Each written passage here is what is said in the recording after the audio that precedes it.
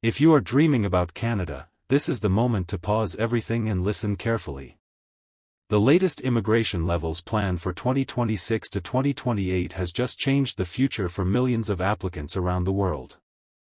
Some pathways have opened wider, some doors have become tighter, and a few brand new opportunities are on the way.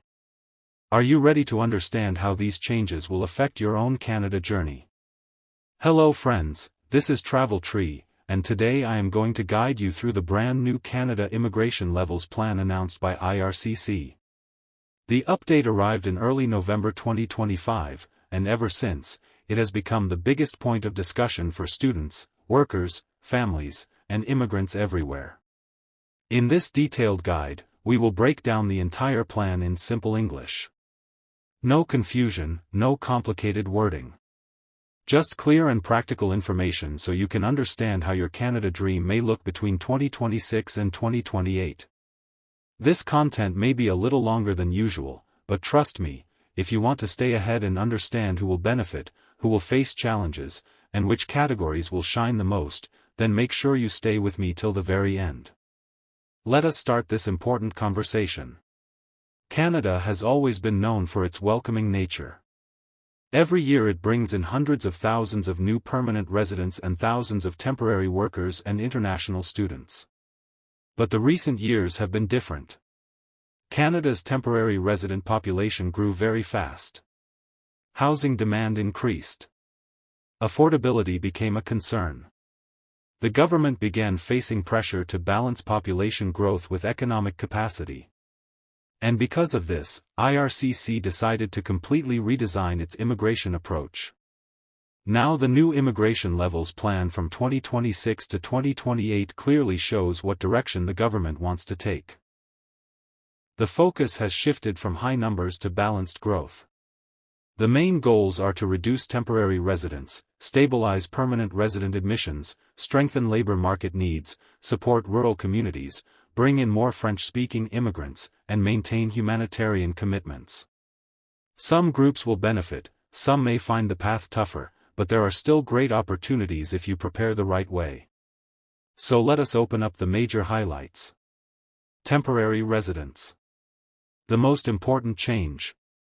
For the second year in a row, IRCC has officially included temporary resident admissions in its planning. This includes international students, temporary foreign workers, people under the International Mobility Program, visitors, and even refugee claimants. The biggest surprise is the large reduction in the number of temporary residents who will be allowed into Canada. IRCC has made it very clear that it wants the temporary resident population to fall below 5% of Canada's total population. Right now, there are around 2.5 million temporary residents in Canada. Over the next few years, this number is expected to drop significantly. International students will face one of the biggest cuts. Canada plans to welcome only around 155,000 new international students each year. This is almost half compared to earlier years. This means getting an offer, choosing the right program, and meeting all requirements will be more competitive. Temporary foreign workers will also see a reduction. Around 230,000 workers will be allowed, which is lower than earlier projections. LMIA-based work permits are among the biggest losers in this plan. The new numbers show a substantial reduction compared to previous years. So employers will need to be more selective, and workers must focus on high-demand occupations. On the other hand, the International Mobility Program, which includes postgraduate work permit holders and other LMIA-exempt workers, still remains active but with tighter controls. The message is clear.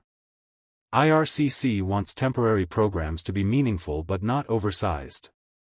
Permanent resident admissions. Stable but selective. Many people expected Canada to increase its permanent resident targets to maintain 1% of the population. But in a surprising move, the government has kept the numbers slightly lower than that 1% benchmark. This means Canada will maintain strong immigration but not aggressively raise the numbers. The economic class continues to receive the largest share. But within this category, there have been interesting shifts. Provincial nominee programs are the biggest winners. IRCC has significantly increased PNP allocations. This means provinces will have more power to choose migrants based on their own labor shortages. If you already live in a province, work there, or study there, your chances for nomination may improve. Federal express entry categories, including the Federal Skilled Worker Program, Canadian Experience Class, and Federal Skilled Trades Program, still remain strong, but they now share the space with more targeted streams. French-speaking immigrants will be more important than ever. Canada wants 12% of its permanent residents to be francophone by 2029. If you have not yet started learning French, this is your sign. Even basic or intermediate French can increase your chances and may open special categories. Some categories have unfortunately lost space. Parents and grandparent sponsorship has dropped. Only around 15,000 spots will be available each year. This means the lottery system will be more competitive. Also, federal business immigration programs such as the Startup Visa and Self-Employed category have received a much smaller quota. One-time special initiatives. A big opportunity for many. This level's plan includes two major one-time initiatives. These could be among the most important opportunities for people inside Canada. The first one will offer permanent residency to around 33,000 skilled temporary workers already living and working in Canada. These workers will likely belong to in-demand sectors, including rural areas. If you are working in major cities like Toronto, Vancouver, Edmonton, or Calgary, this initiative may not target you directly. But if you live in regional towns or rural communities, your chances may be much higher. The second initiative focuses on around 115,000 people who need protection. This includes certain protected persons, refugee claimants, and individuals recognized by IRB or IRCC. This is a huge humanitarian step and gives protection seekers more clarity and stability. The intake for both initiatives will be spread across 2026 and 2027, which means announcements may come early in 2026. If you are already in Canada, this might be the best time to prepare your documents and stay updated. Sector-wise focus. What occupations will IRCC prioritize? IRCC has clearly mentioned three sectors that will receive the most attention. Emerging technologies. Healthcare. Skilled trades. This means applicants with experience in artificial intelligence, data engineering, software development, cybersecurity, and green technology may see new opportunities.